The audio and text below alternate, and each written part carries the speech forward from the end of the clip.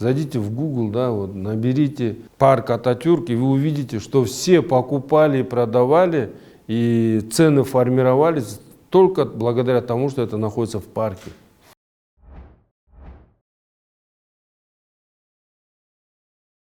По Ататюрку мы приняли решение, мы отказываться от данного решения не намерены, но при этом идти бездумно, рушить там здания, дома, сооружения мы не собираемся. Мы изначально, когда принимали это решение, говорили, все должно решаться в рамках действующего законодательства, потому что это проблема, которая шла годами. Надо было ставить точку. Почему? Я объясню. Если бы мы не определили границы территории Ататюрка, то дальнейший процесс узаконения даже там, этих объектов, он практически невозможен.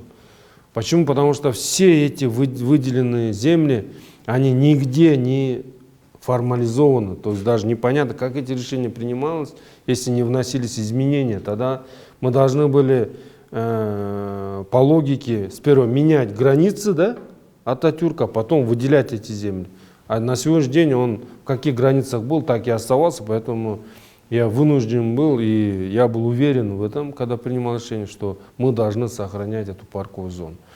Мы сегодня подготовили, подано со стороны управления контроля землепользованием 46 исковых заявлений, со стороны управления муниципальным имуществом 38 исковых заявлений.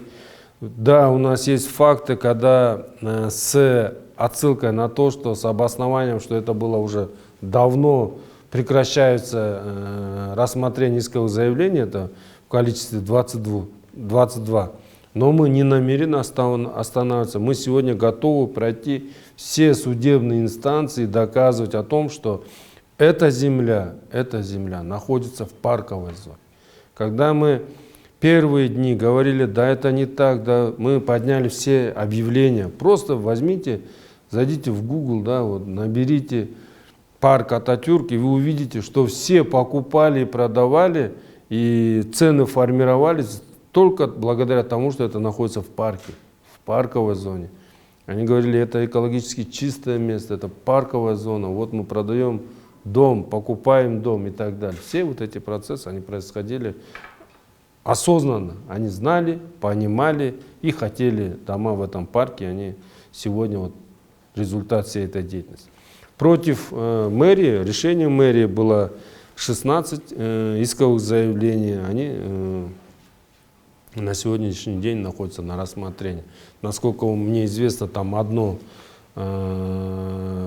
было удовлетворено, но мы тоже сейчас опротестуем. Я еще раз повторю, мы пройдем все инстанции, а одно оставлено без рассмотрения.